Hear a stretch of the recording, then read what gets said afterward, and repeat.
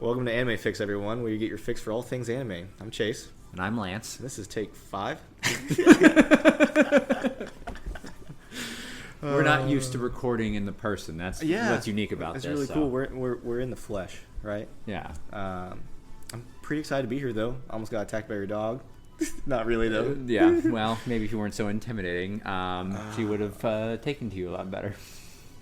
I don't think I'm intimidating. Of course, I was wearing a hat, and I'm wearing a backpack, but I have glasses, so it's not that intimidating, right? What are we watching today? We're watching Summer Wars. What am I watching for the second time? We're watching Summer Wars. And why is that, Chase? Because I am an awful person, and I said I was going to watch it last night, but I took too much ZQL, and I fell asleep before it even started.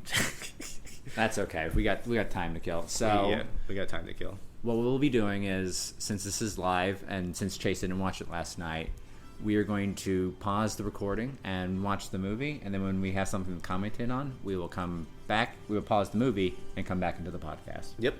So, here we go.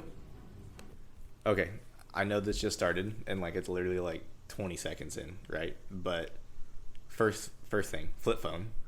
I forgot that this is 2005, 2006, right? It's 2009. Wait, There's, there's flip phones 2009? Yeah, the first Really? major. I mean, smartphones were around. I forget you're a baby sometimes. Yeah. But how old was I? I was most phones were either brick or flip. Flip was actually really big in the early 2000s. That makes sense. The first major because there were smartphones before, but the first major redesign of a smartphone that we're familiar with today was the iPhone in 2007. This is only 2 years after that. Oh, that's true. Jeez. It probably wasn't. I wouldn't say it wasn't probably till the mid 2010s, really, until the older style of phone sort of faded away, and all of them had a very similar design. Oh, that's really cool. Yeah, I didn't know any of that. Yeah. I just want to say that I was it took me off guard, but I forgot that's 2009. And then I'm getting real big Digimon vibes from this animation. Yeah, we'll keep watching. So for me, the most unique thing I see in this movie that I can actually see happening in real life is in this digital world that Summer Wars partially takes place in. Communication, what they call out, is ease of communication. So all languages are instantly translated. Yeah, I saw that. It was really cool. So you don't even have to learn another language or be familiar with that language. You can just speak in your natural tongue. Yeah. And the other person on the other side can understand you because it will be communicated to you in the way you understand. That seems like such a simple idea, but I bet it's super difficult to do that. Oh yeah, I mean, because languages, there's so much nuance. I mean, you can do a direct translation, and in the context of that language, it means one thing, but in the translation, it means something completely different. And then slang too and stuff like that. I feel like it would be kind of hard. So that is very advanced, but I think that's probably the coolest thing that they talk about in this universe. Yeah, I think it's really cool too, and also I like that your avatar can be whatever you want it to be designed. You don't have to be a human, Yeah. Really cool. There's a bunny on the screen. I was like, oh, that's kind of weird. But I don't know. That's pretty cool. But yeah. Do you think that eventually in some ways we're already there, but do you think eventually we'll get to a situation where everything's done within the virtual environment and really there's no physical environment to interact in? Maybe kind of like Ready Player One, or yeah. Well, I read the second book, so it's a lot of that, or Sword Art Online. Come here, Aria. That's a dog, by the way. The bark. Oh, that's cool. They have a lot of different arenas. Mm-hmm.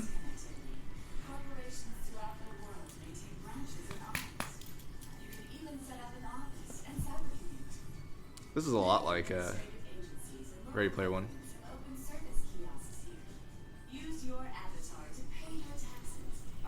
I wonder when the Ready Player One book came out. I'd be interested to see if this influenced the author of Ready Player One, which influenced the movie, or did the book come out and then both those movies were... I don't know. That's a good thing to see. We'll have to take a look at that. Why is it so white, man? It's so white. Dude, white theme is in. I mean, you recently just changed your theme from dark to white, right? Yeah, yeah.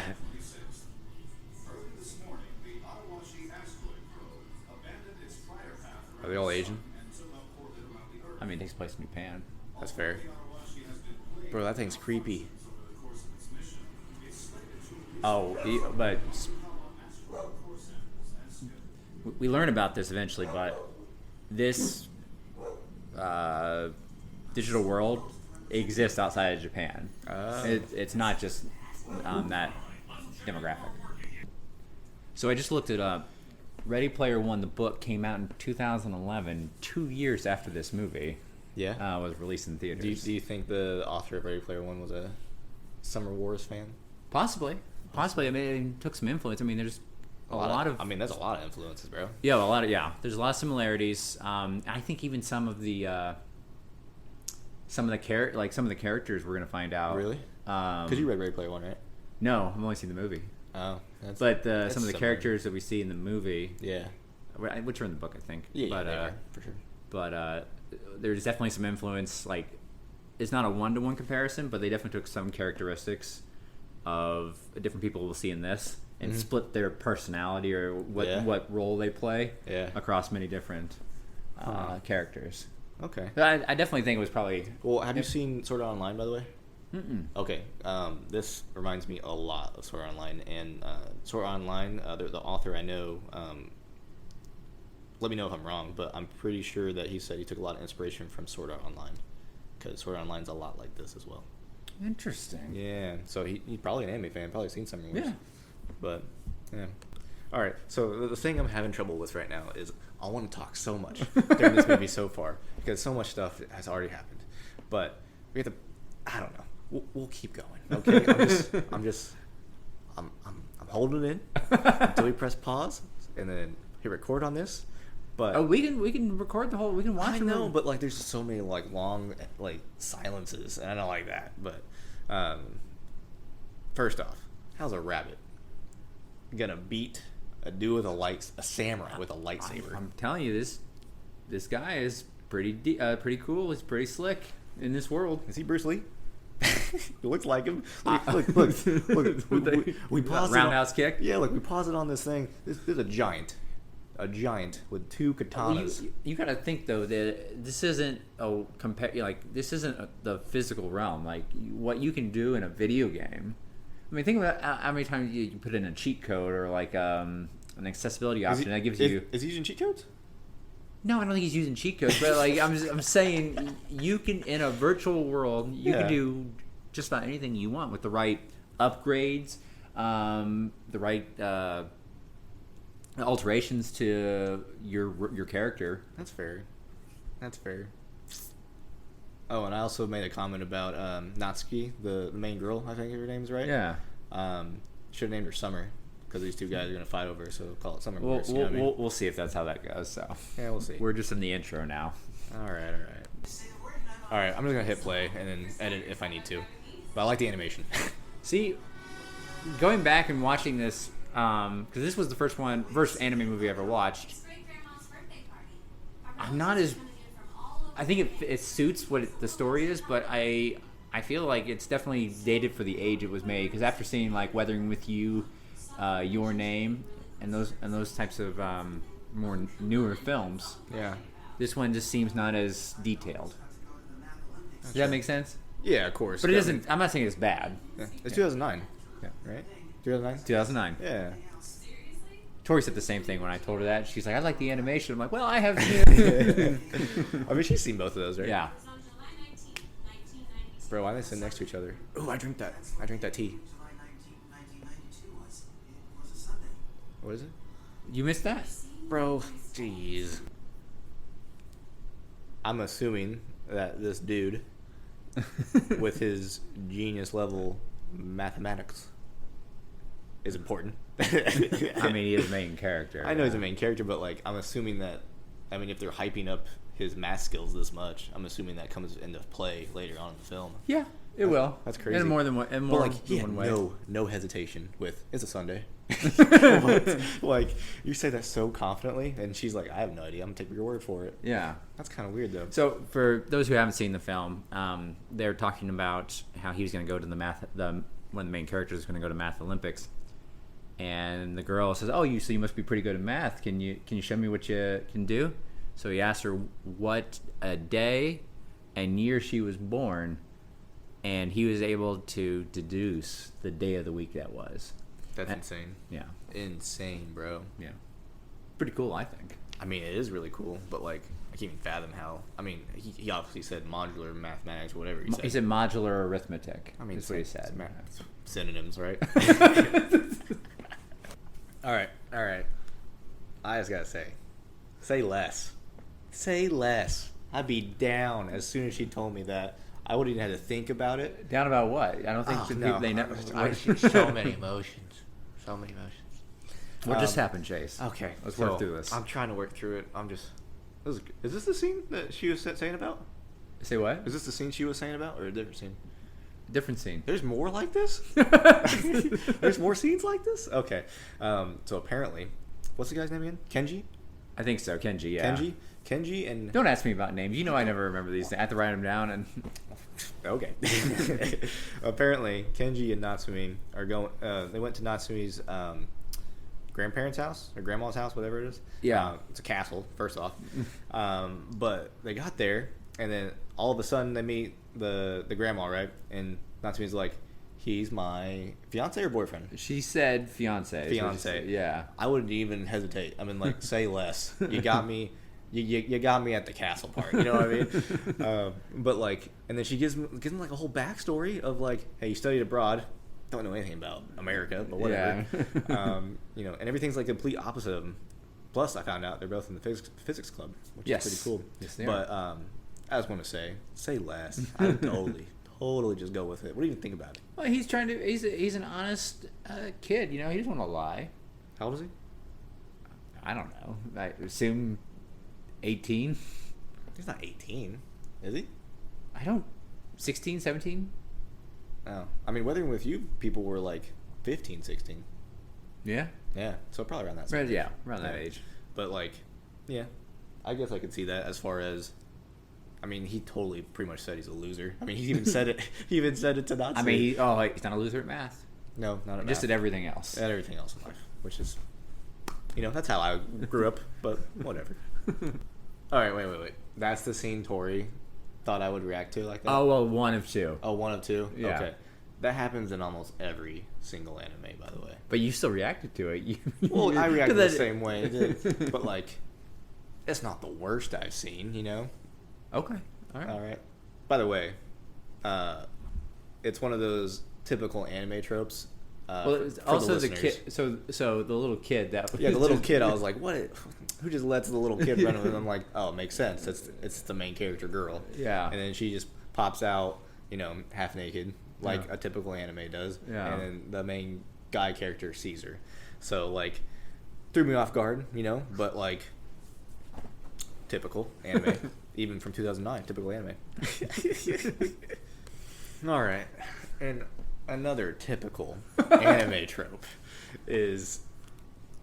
And what's really funny is before that scene just happened, right after, you know, that previous scene we just talked about, I was telling Lance that Japanese culture, or you know, from all the anime and like the culture from what I know, anyways, is that they take baths after another without draining the bath water, but it doesn't sound as gross once you find out that they actually bathe, like shower or whatever, like soap and water, before they get in the bath, because the bath is more of a relaxing part at the end of the night. Okay. So they're not like, you know, dirty per se. It's more of just like a soak. So that's why they keep the same bath water. It also saves on water as well. So like, they're very conscientious about that over in Japan, and from all the stuff I've seen, and you know, that's just, I think I'm correct with that, but everything I've seen anime wise has been that way. Interesting. Yeah, but it's just funny that like I said that, and then the next scene was that, and then those three little kids like I don't think typical anime fashion, but the main character was like, she soaked in the same bath water. So they're like, you gotta say it out loud, and then those two little kids are like underneath the water, and I was like, good thing they didn't hear you, bro. Yeah. You have anything to add? Huh? You have anything to add? No, that was it. Oh, okay. I just. All right. A lot happened, right? Yes. A big fight scene happened. We got to figure out who the bunny character is that is a world champion. You said? Yeah, he's in the world of Oz, the virtual world. the virtual world of Oz. Mhm. This bunny character is a martial arts champion. Yeah. Huh. And we just now like it's real popular, but no one knew Who he was? who he was. Oh, okay. And now we just figured out who he was. So Now it's the he's like a kid, right? Like Yeah, he's like he's younger than the main Most character, definitely. Kenji. Yeah. Yep. Which is crazy. what is this though? This is two animes we've watched where the older character is so like Passive yeah. towards this younger, smoother, cooler. Yeah. I wonder if that's a commentation on real life. As you know, as you get older, you become more lame. It probably is. Look at that other dude, the uncle, whatever, has an iPhone too. I have a sneaky suspicion. I don't know if this is right or not, but I think he's the hacker, and he sent that mass email out, and he's trying to take over Oz.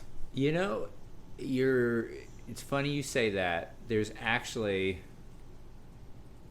so I don't want to spoil anything for you. Of course. But there is something specific. When you said you called out the guy with the iPhone, Yeah. there's something specific about iPhone that kind of can tell you who's a bad guy and who's a good guy. Oh, that's right. iPhone people that have iPhones cannot be bad guys.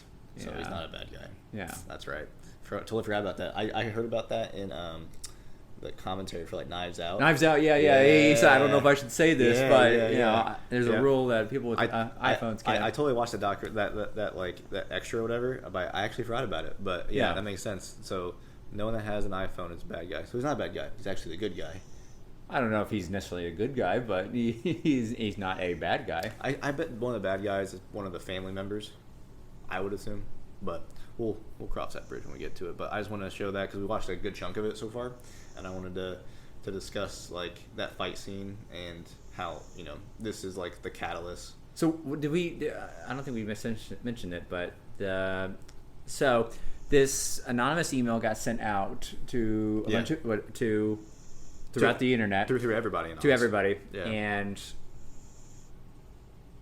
what it was, or at least what we're led to believe was, it was just a complicated math problem. Yeah. Turns out it was a complicated math problem that broke the security of Oz. Yeah. And our main character solved it. Yep. But now he has to try to not unsolve it, but like fix what he solved. Yeah.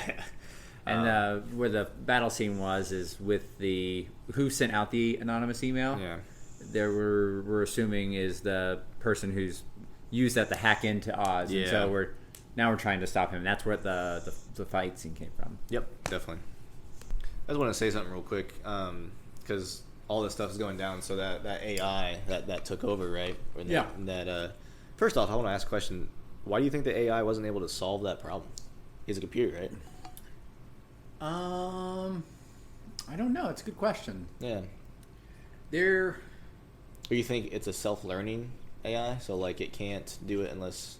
So what we learn about the AI, and I know we learn that it loves games, but we also learn that it loves learning, right? So there could have been a limitation, and all this I'm just pulling out of my butt, because I don't. No, I'm not of course. an expert in that area, but what I imagine is that it needed someone to get it in so it could start learning, right? So it's kind of like, that makes sense.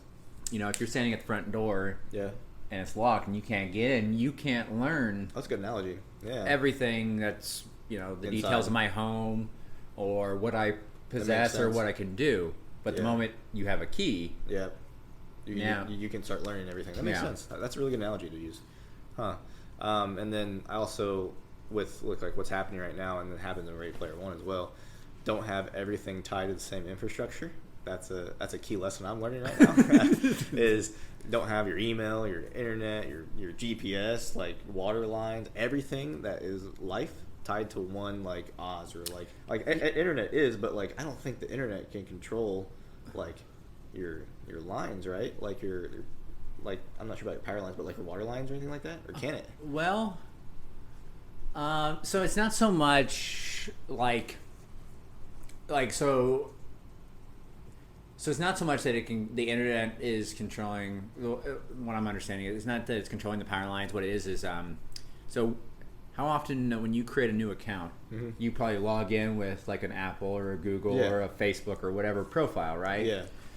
So what happens there is when you're logging in that, all you need is one login credential, and now you have access to all these other login credentials. So it's probably not so much that Oz is controlling the power lines, is that it's a single sign-on. Your Oz account logs you into all these different profiles, and that gives you access. Oh, so whatever the Oz account or credentials is connected to, you have access to that. But I don't think why would it have access to all the? I mean, I know it's an anime movie, but like that's kind of a weird way to do it. Well, that's a big. I mean, this is a whole topic in and of itself about decentralization, but and why it's important. But yeah, that's what I think it is. I don't think it's so much that Oz. Well, and then also you brought up earlier a good point about like Microsoft. Like you can an enterprise level industry. Like there's a consumer facing Microsoft account, for your email and your calendar and everything. But there's also a whole enterprise level that gives you, and then, even then, like Microsoft Azure cloud storage that people are building applications and tools onto that stores their data. So I mean, it's just like one big, consumer enterprise platform that everything is just built on top of. So it is very possible that your power line infrastructure, maybe not the power lines themselves, but the applications you use to manage them and monitor them could be connected into this Oz account. Yeah, I just thought it was pretty crazy, and I just wanted to pick your brain on that part of it because I know you deal with more of that technical stuff, and I mean, very like what I deal with is not that technical, not this kind of stuff, but that's what I think is that specifically why the AI couldn't figure it out. Is probably so when you're talking about with encryption, usually there are multiple keys that you need, and the AI probably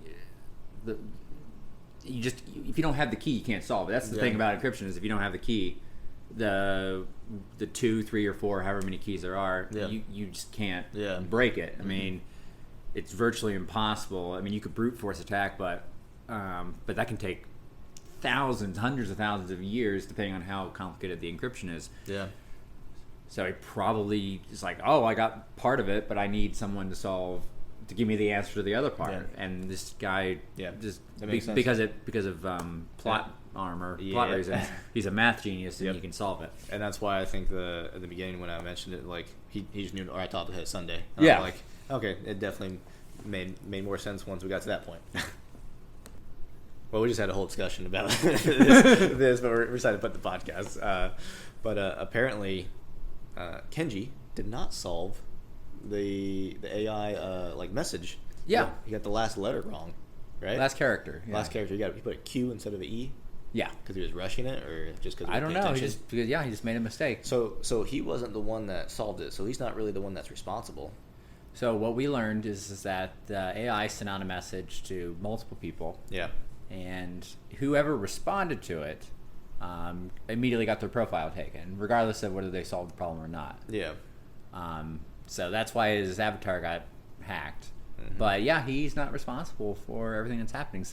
Which is crazy, because why'd they pick him out of all the avatars just to steal the avatar from?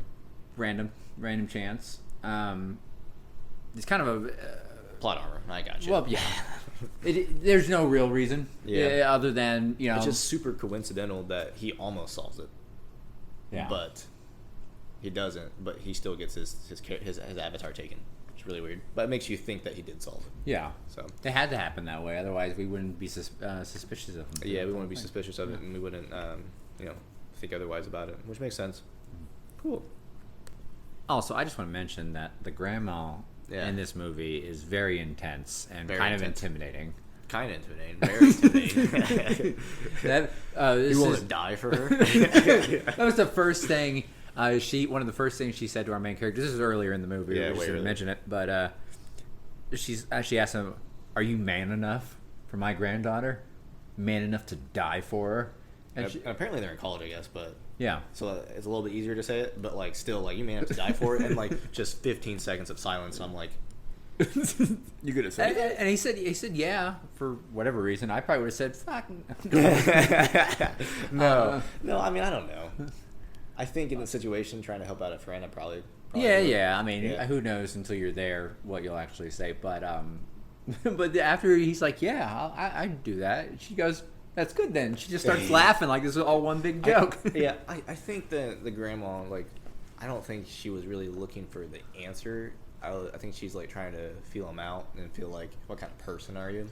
Yeah, I mean, even when everyone else was like crapping on him because we are led to believe that he was the cause of all this stuff.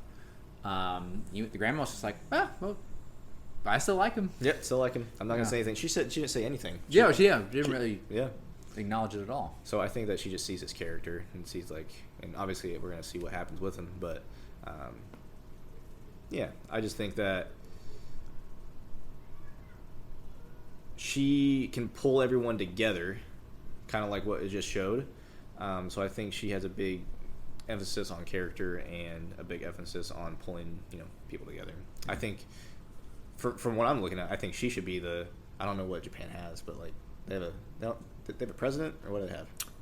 I believe they have a president. She should be if they don't call it like in the UK, it's called Prime Minister, but it serves the purpose of a president, like what we would call a president. Granny for president.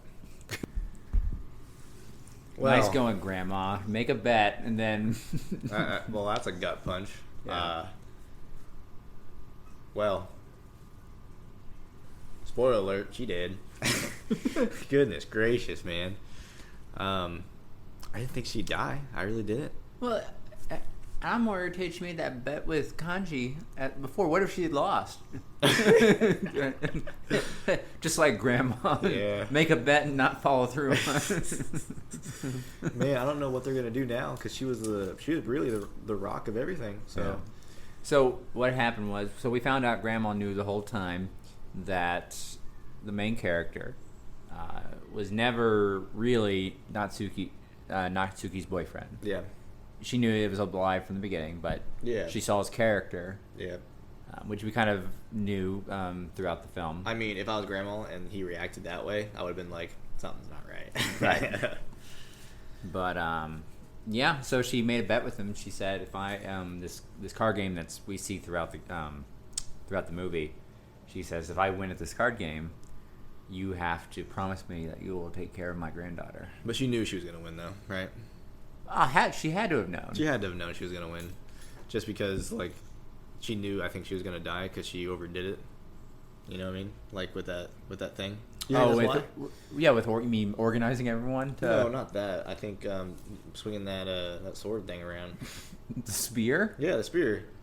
90 years old, swinging a sword around like that.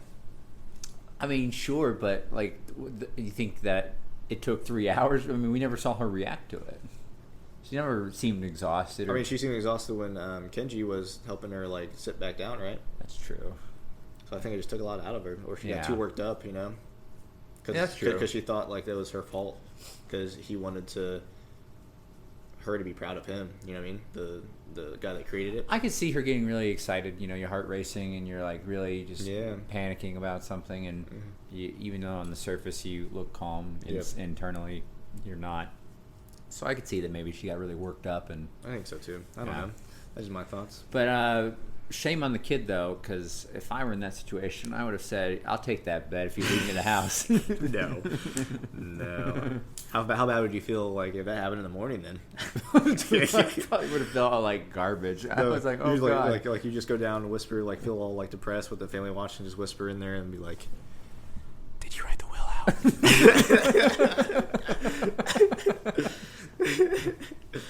Oh man. So it's funny you said that. Said what? So one of the other main characters, the granddaughter, is crying because her grandmother's passed away. And Yep. You're sitting here saying, well, just hug her, bro. Like hold her or something. Yeah, man. but I gotta tell you, for me, Yeah. when other people are, I've been in situations where someone else is crying. Yeah. And I just get super uncomfortable. Not with them crying. Like, I get not that they're upset. I understand why they're upset, but I'm like, I don't know what to do. Like, you want me to, like, hold you, hug you, touch you? I mean, that's how I would react, I guess. So I guess I understand that. Yeah. I wouldn't just. My first instinct would be, oh, you come here, let me hold you. It would be just like, can I get a doctor in here, please? No, yeah. So like, I don't know. I mean that was my first reaction. Obviously, is like hold her or do something. But like, he's holding her hand now. But like, I don't know. Maybe I never thought about it. Am I a person that just like wants to comfort you in like in that way, or like I don't know? That's kind of weird to think about that. So I think that was actually a really, maybe not. It depends on the person, but I think that was a very natural response. Like, what do I do? Yeah. Especially since he's only been integrated into this family for like 3 days now. Yeah, it's only been 3 days, but like he's experienced so much family where he hasn't had family, I guess. So I guess that's maybe why he's also hesitant, because he doesn't know how to react, right? Yeah. So that makes more sense, I guess. I think personally, I came up with a very big family background as far as grandparents and stuff goes. So, and like having a big family. So maybe that's why I react the other way, because that's how I've always reacted. It's possible. Possible. Huh. So I just want to say, Yeah. and I've had this thought all 3 times I've watched this now. My bad. As obviously great grandma, great grandma just passed away. Yeah. I'm pretty sure that bodies decompose. Oh yeah, totally. Very quickly. Not very quickly, I would think, right? Or maybe they embalmed her. In their home. I mean, she just died, and they're just letting her sit in her bed. I mean, rural Japan, maybe. I don't know. That seems weird to me. I would you would go to a morgue or a hospital or something. Like, you would call a doctor. Well, I mean, they had doctors there. Their family's doctors. There's a paramedic, and then the other guy's a doctor. And they would just leave the body there? I'm saying, like, they may have embalmed her, like, or use a Japanese, like, technique to embalm her. I still think you have to refrigerate. I don't know. Refrigerator? Well, yeah, you've been into a morgue before? No, I have. Yeah, they have those little mini refrigerators that they put the bodies in. That maybe preserves them. Well, I know, but maybe they have like a different way of preserving them in Japan.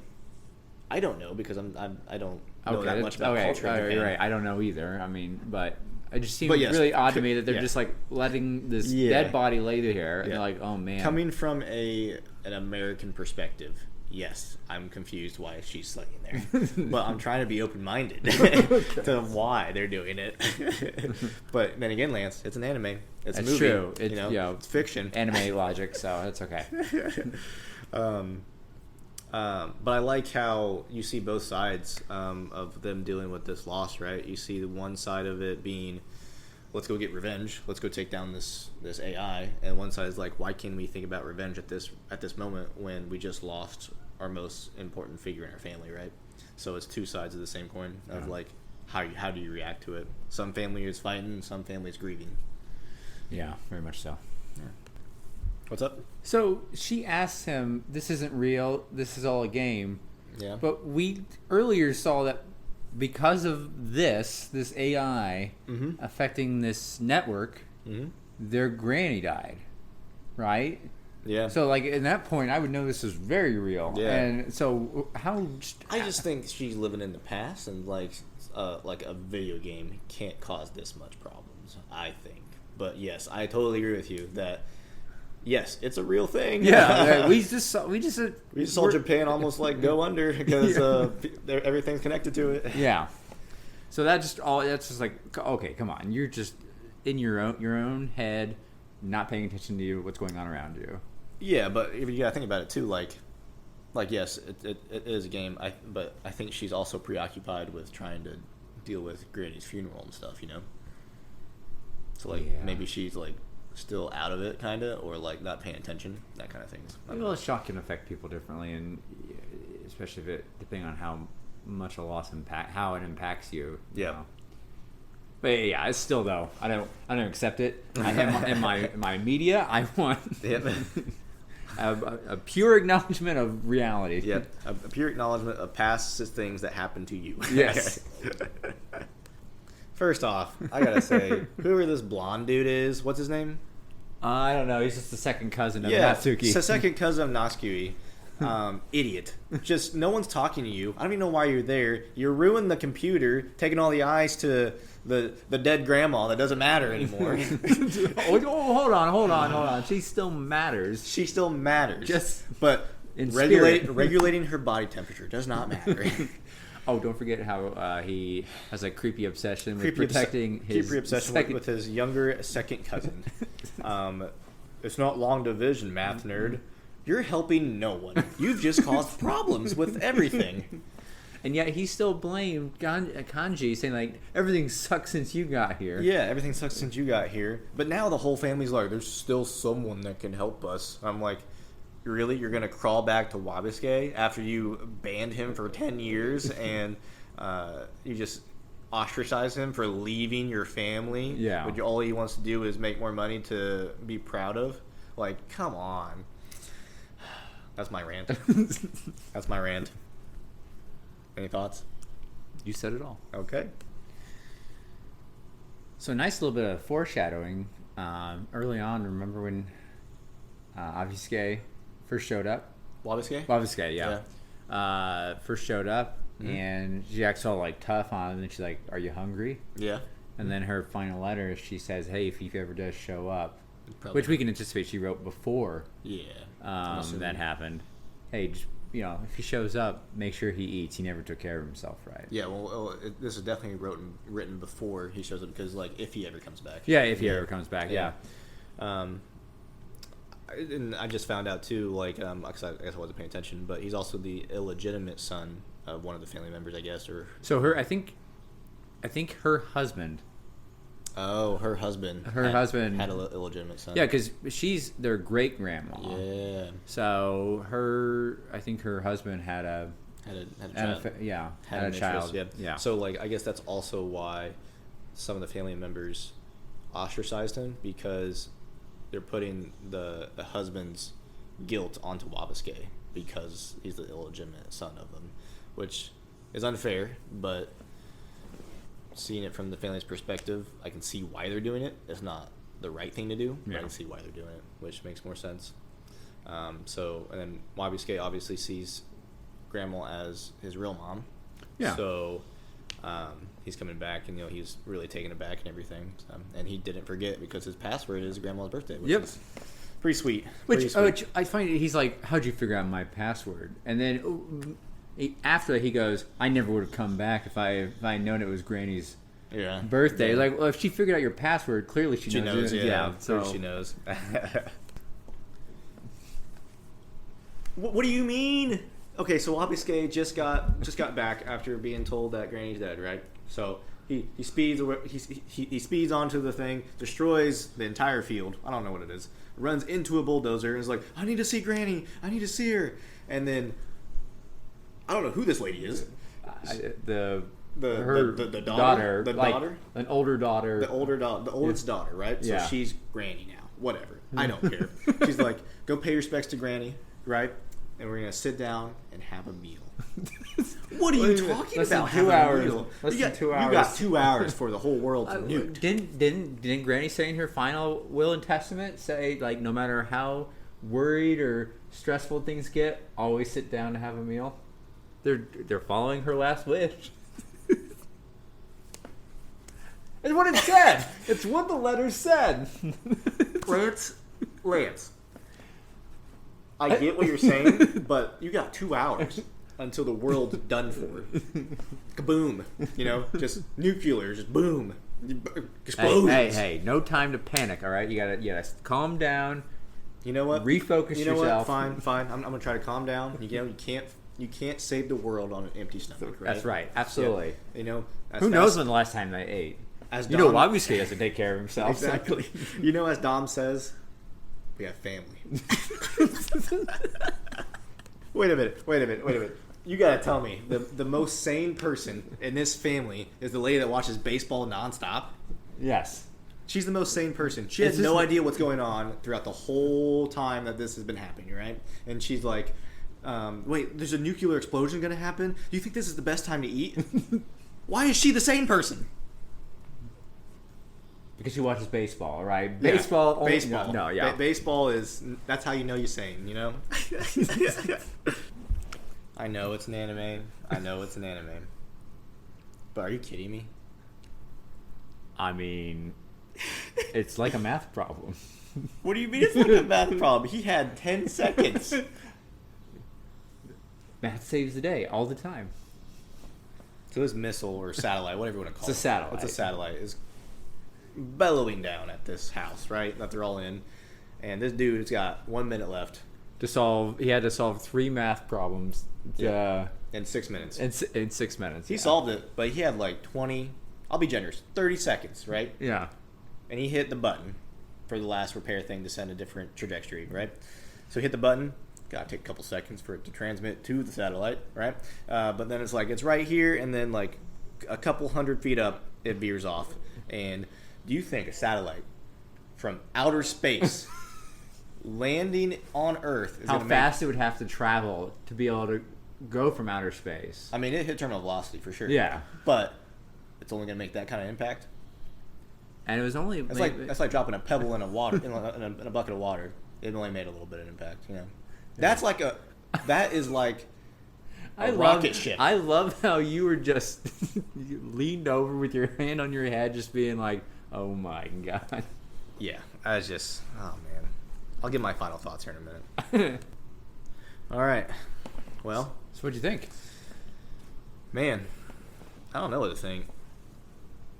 I don't know. I'm trying to. It is an anime. It is an anime. An anime from 2009, right? Yeah. It was good. I liked it. Let me start with what I really like. Sure. I love the visual representation of interacting or in a virtual environment. Yeah. How dynamic it was. How it showed, how much you could do through the internet. Yeah, and this is in 2009. 2009, yeah, which is nowhere near where we are today. And they're gaming on flip phones and Nintendo DSs. I will say this. I've been thinking about it too. Is like, for me personally, I don't think they fleshed out the world of Oz enough. I agree. I think they focused a lot more on obviously the real world and not like, Oz, because Oz, it looks like just an empty nothingness of like just random stuff all over the place. It doesn't feel like a world that you can get immersed in as far as like, like sort of online or like Ready Player One. That's just my thoughts on that aspect of it. It would have been nice if it was, going back on it now, it would have been nice if it was kind of like in the Ready Player One sense where much of the story occurs in the game. Yeah. Or in the environment, and only when necessary you have to leave. Yeah. Right. That makes sense. There's so many different takes on this. So there's a book called Snow Crash. Snow Crash? Yeah, where that kind of goes into it has a similar sort of environment. Yeah. But most of the story takes place in the world. Very little of it is actually in the real world. Okay. So when I went into this movie, I thought a lot about that book. Really? So, very good. When we watch, eventually, because we will, when we watch Sword Art Online, because you haven't seen it, right? A lot of it is the reverse of this. It's pretty much all in the anime world, like the game world, and none of it really is at all in like the real world. So you'll see that like flip-flop. This was, I think I mentioned it in a previous episode, but this was actually the first anime movie I ever watched. Yeah, you told me that. And it's not a bad one for your first watch. It reminded me a lot of aspects of like Your Name, Silent Voice, and all that stuff. But like it's more action oriented than emotion. It is more action oriented, and also it's more because it's focused more on the action. It's less on the interaction between the characters. Yeah, and the feelings and like the emotions of it. Yeah, I never felt an urge to cry in this movie. No, I didn't feel any urge to cry, or I didn't tear up at all. I mean, I think if they played a little bit more on the grandma, they could have made that more emotional. Don't know how, but I feel like they could have. How do you think a movie like this? Because again, 2009, Yeah. sort of on the verge of the smartphone revolution. Really, it's not the revolution anymore, but just a shift in how we interact with and use our devices. Mm-hmm. How do you think a movie like this, made in 2009, at that cusp, would be remade or reimagined today? I mean, probably you could do it the same way. It just replace obviously all the flip phones with smartphones, and better computers and stuff like that. You got the Steam Deck. Steam Deck? Yeah. I mean, You didn't hear about the Steam Deck? no. It's a new console released by Valve. It's portable. Oh, really? Yeah, with it's basically a mini computer, a mini Windows computer. Yeah. With I think Steam OS, so they're Like the Shield. Yeah. The Shield. Yeah. Yeah, like Shield. So basically, think of a much bigger, much more powerful Nintendo Switch. Yeah. That can play your Steam games. Oh, really? That's really And cool. it just came out this last few weeks, Yeah. So I think or pre-orders. I think came out last week. the line of the story, the plot of the story, can work exactly the same way, just with flip phones, and obviously flesh out the world of Oz a little bit better too. Yeah, I think it still worked fine. Do you think? What do you think of the family dynamic?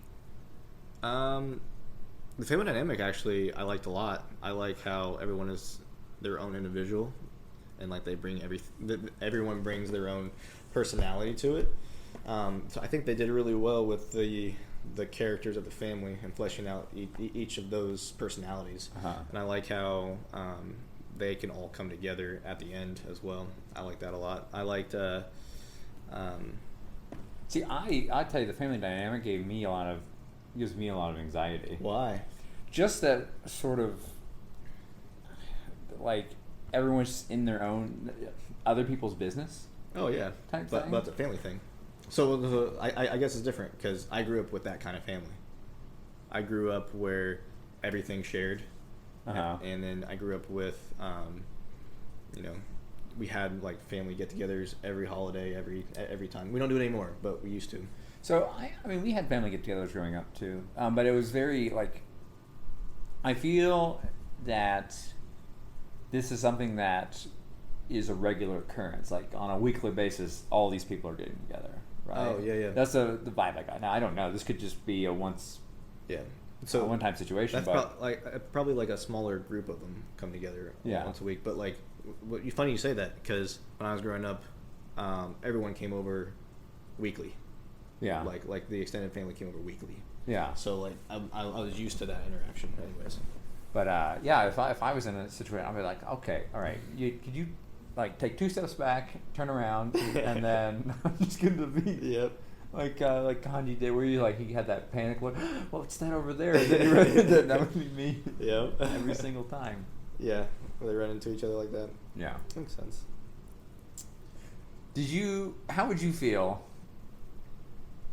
Because the girl initially like kind of lured him in on not false pretenses. She just false pretenses for sure. Well, she didn't tell him anything. Yep. I mean, she didn't lie. She just. She did lie. She said it was a part-time job. Didn't really tell him what the job. I'm pretty sure that was. ended up being a full-time job. Okay, yeah. But yeah, I guess you said like she's lied to her family, not to him, really. Would you? I mean, do you think he had a crush on her, and that's why he said yes? Of course. Okay. Of course. They both raised their hand, didn't they? like to go there. Okay. Yeah. Would you have done that for any girl that you didn't have? Like, if just a cute girl came in and said, "Hey," if I wasn't married, yeah. if I was like in high school or college, yeah. But like my aspect of it is like if you're not like married or have a family or anything like that, if you spend an experience or an extended long period of time with someone, I think you have a tendency to start to develop feelings for them. Oh, absolutely. I think so. I mean, like 100%. Like even if you're not compatible or like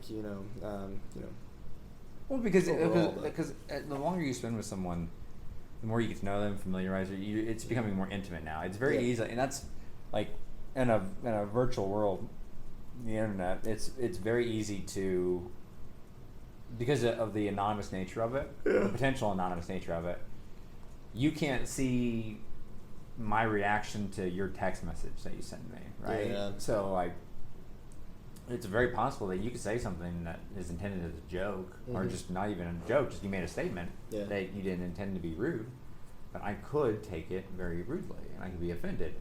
And if I don't tell you that, or if you don't see that, then you have no way to actually feel that you upset me. And so, I forgot where I was going. I don't know where you're going with that either. Yeah. I was asking. When you're talking about spending close time with each other, so like developing feelings for each other. Yeah. So part of that is when we were in close proximity to each other, we learn about our little quirks, our facial reactions. You get to really know someone on an intimate level. Yeah. And I don't necessarily think that always leads to like romantic feelings, but I think it does lead to a close understanding, and that's something you can't get in the internet. Yeah, I totally agree with that as well. But yeah, it's just funny that most of the time we find, this is just from like what I've either experienced or like seen from other people, is like close proximity or like that kind of stuff. Like I met my wife at work. You met your wife at work. So it's kind of like close proximity and over time. So I just thought it was kind of weird. And like I was thinking about that anime trope. It's not a trope really. It's like just part of life, I think. And it is, and like on online dating, much bigger than now than it was when I met Tori. But yeah, like I met plenty of people. I mean, I use online dating platforms, and I met plenty of people through that. But I never did. You never did? No, never did. I met a lot of interesting people. I actually made a lot of friends. Oh, really? That way too. But yeah, it's just a different dynamic, and I think there is something to meeting someone for the first time in person. Yep. Getting to know that person in person. Yeah. In a shared space, whether it be work or school, or some local club that you like to go to. Like meeting in person, I think adds a whole nother layer that you just don't get. And that's coming from me. I mean, I love the internet. I love what technology can do. Yeah. I love most of what I try. If it can be done online, I try to do it online. Yeah, I mean, and it's not even a convenience or a preference thing so much as I really believe in the utility of it, that I want to support it, and I feel like supporting is by me using it, right? So, but even then, I recognize that people are social creatures, and even the most introverted of us still need some sort of connection. Yeah, we still need some sort of social interaction from time to time. Totally agree with that. Yeah. But overall, good movie. Yeah. Yeah. Is it better than Your Name? No, I'm sorry. I know this is near and dear to your heart. It was a good movie. I'll probably never watch it again. I watched it 3 times. Yeah, you watched 3 times. I apologize again about that. But yeah, it was a really good movie. It had some similarities to those 3 films, Weathering with You, Silent Voice, and Your Name. But it just didn't hit home as much as those 3. It's more of a fun movie. It's more of a fun, like a fun popcorn movie. Yeah, fun like Friday night movie. Yeah, not like you're sitting there getting engrossed in it. Yeah, but yeah. Anything to add with Summer Wars? I don't think so. No, I think we got most of it out during it. Yeah, like my main reactions, everything, and we'll have to see what everyone thinks about. If anyone is listening, I'm not sure who is listening, but if anyone is listening, if you give us feedback or like reviews or anything of if you like the live reaction more, or if you like watching it and then doing the review of it more, that'd be kind of cool to have that feedback. What are we gonna do next? We're gonna talk about Tokyo Ghoul next. Are we gonna talk about Tokyo Ghoul? I was gonna bring this up, so I don't know what you want to do. Because Tokyo Ghoul, great anime. We've actually both seen it already, so I didn't know if we wanted to do like an overview of Tokyo Ghoul, or if we wanted to do, a series of like either B-Stars or like B-Stars. Charlotte's also really good. We could add Charlotte to the list. B-Stars is very fresh. I just finished that. Yeah. Tokyo Ghoul was a while ago. Yeah, Tokyo Ghoul is There's too much. There's just so much with Tokyo Ghoul that I'm worried about, like trying to fit it all in, or like do like a quick overview and not give it the attention it deserves, because it definitely deserves a lot of attention. We could do B-Stars is short enough. the second season, we could do an overview of season 1 and then follow up with season 2. That'd be fine. Or if you want something that's easy, a lot there but easy to digest, Yeah. we could do Anime Crimes Division. Anime Crimes Division. You could that the length of season 1 and 2 is less than what we just spent watching Summer Wars. Yeah. That's true. And you want to talk about tropes? There are tons of tropes Well, of course in that. there's going to be tons of tropes. From the trailer alone, there are tons of tropes. Hey, how's the live action Dragon Ball Z? Would you calm down? I'm not going to talk about that. We'll talk about the live action Dragon Ball Evolution. Have you seen it? No, I haven't. All Of right. course I haven't seen it. Well, I've seen it. I watched it as a kid. We'll get into that later and have a whole episode dedicated to that because I'm going to tear that thing apart. Oh man, we also want to do a bunch of other stuff too. Like one thing that we talked about is having a guest on talking about is anime a cartoon. Oh yeah. Yep. That will be a fun one. And I think that will be an interesting one too because I kind of had the same opinion before. Yeah. And this guy hasn't watched any anime. So it could be really. Hey, I know what you're thinking. Yeah, exactly. But let me explain to you why this is him. very good. Yeah. And I would definitely use the same movies that got you into it to get him into it, I think. Yeah, because if you're from the outside looking in, like, it's very, very easy to just label as a cartoon and move on. And there are a lot of really popular animes that kind of, like Dragon Ball Z and Pokemon, that will lend to itself to that opinion that it's just a cartoon. I guess also a thing that might be why he or some people think about them as cartoons because like Yu-Gi-Oh, Pokemon, they're animes. Yeah, but they're also card games and video games. Yeah, but they were also cartoons on Cartoon Network or on Saturday morning TV. So that might be another aspect of it, but we might do Beastars probably. I would think. Beastars very fresh, and you want to talk about something that's not something for kids. Beastars 1 and 2, but especially season 2, is not for children. So should I click the little button that says explicit? You should have clicked explicit when we first started doing this. I mean, I like to. You know how much I like to cuss, and I have tried to really hold myself back because you said please don't cuss. Yeah. You know how many times I've held my tongue as well. I mean, I think I can still click the button. I don't know. We'll figure it out later. So probably Beastars, I would say. Do you want to do season 1 by itself and season 2 by itself, or overview season 1 then season 2? I'd say let's do just a overview of season 1. Mm-hmm. I don't know. Well, pending. Pending. I might want to rewatch season 1. Yeah. So. We'll do it pending. But that sounds like the plan at the moment. But thanks for listening, everybody, and we will catch you next week. Bye.